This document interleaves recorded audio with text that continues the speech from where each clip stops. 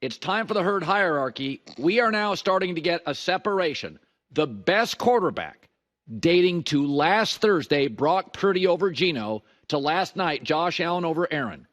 The best quarterback, and we told you it was coming, won every game this weekend. So you'll notice in the herd hierarchy, there's some pretty good quarterbacks. Here we go.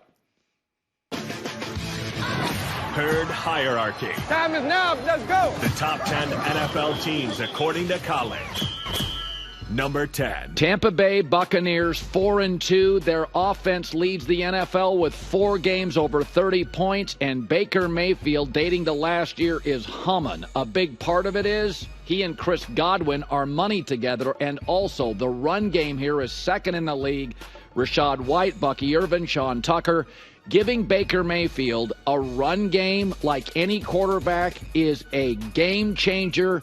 Baker Mayfield right now, you're going to get some Pro Bowl votes. He's humming. The Bucs are. They're 10. Number 9. Atlanta just beat them barely, so I'll give Atlanta, who's 2-0 on the road. I don't think they're quite as inconsistent defensively, or I should say overall as an effort team.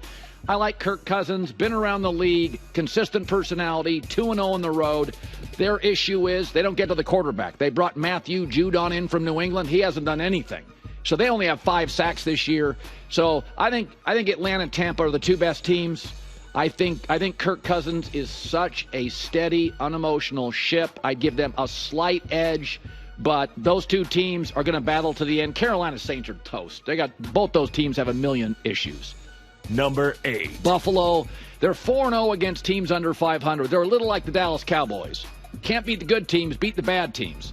And they are 21-5 against the AFC East over the last 5 seasons. So it's a little Dallas Cowboys. They can be fool's gold. I will say the offense is tied for the second fewest giveaways in the NFL this year, and James Cook was out last night. I think they have added a dimension to their offense. I love their tight end Kincaid, Dawson Knox, but we got to be honest, they don't beat the good team. Kansas City beats the good teams. Baltimore can beat the good teams. Buffalo's not beating the good teams. I put them at 8. Number 7. I may have the Packers too low again this week. Lead the NFL in turnover differential. Jordan Love's missed 2 games. He's second in the league in touchdown passes. I love this kid. Had my questions early. He's humming. Dobbs, Christian Watson. They got 3 tight ends I like. 5 different players have multiple touchdown receptions. Nobody else in the NFL saying that. And they lead the NFL with 54 what they call big plays. So again this week I have them probably a spot too low, but they're a young team and can be a tad inconsistent half to half, but I have them at 7. Number 6.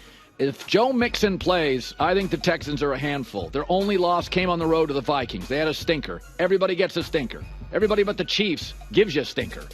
Joe Mixon changes C.J. Stroud. Nico Collins out. They got to get him back. The defense with DeMeco Ryans is excellent.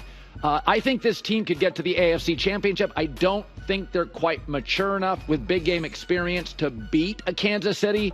But if I was Kansas City, I wouldn't want to play them. I think this team's really good. Texans 6. Number 5. Niners. Now, they're not good in the red zone. My belief is Christian McCaffrey will solve that. But they've led by 10-plus points in 5 of 6 games. They are physical. They're multi-dimensional. Because of Shanahan, they all seemingly always have a lead. Number 2 passing offense, number 3 rushing offense, and that's without Christian McCaffrey. Also, Brock Purdy has been tremendous on third down this year. You know how much that means to me. I think the great quarterbacks are third down quarterbacks. Mahomes the best in a long time. I have San Francisco at 5. Number 4. Ravens at 4. Number 1 total offense. Number 1 rushing offense. Lamar Jackson is now 22-1 against the NFC. I worry about their pass defense. And this is going to be the big issue with this team, is they're going to play down. Even the games they play well and lead, I worry about them late in games. But you know I love me Lamar Jackson in Baltimore. I have him at 4. Number 3. But I like that O-line with Detroit that I think can control the clock and keep their secondary, which is a liability, off the field. Now, they got to figure out what to do with Hutchison's loss. Max Crosby, the Raiders just gave out Devontae Adams. Do you give away Max Crosby and you get more picks? They have an excellent running back duo, best offensive line. But the schedule gets tough now. 3 of the next 4 games, Vikings, Packers, Texans. There's going to be a couple L's here potentially for the Lions. Number 2. Vikings. Off a bye, they're going to beat Detroit. That's my guess. One of my picks of the week. Off a bye, this team's going to beat Detroit. Detroit's off a huge win, feeling themselves. Only undefeated team in the NFC. Now, again, like Baltimore, my concern is great against the run, not great against the pass. I could see this team going to the playoffs and dominating somebody and leaking oil on the back end, and that's why I have them at 2. Number 1. Kansas City, 11 straight wins. They're, I still never know what I'm getting at wide receiver. Is Rashee Rice coming back? Juju Smith-Schuster can't separate. Xavier Worthy's kind of a gadget guy. Travis Kelce can disappear. But best defensive lineman, best defensive coordinator, best coach, best quarterback. O-line's good enough. I think, I'm just going to take him, put him here. I guess they're more vulnerable. I guess. But they get number 1. Hi, everybody. It's me, Uncle Colin. Subscribe here to get the latest from the herd, including exclusive behind-the-scenes videos and more, wherever you may be, however you may be watching. Thanks again for making us part of your day.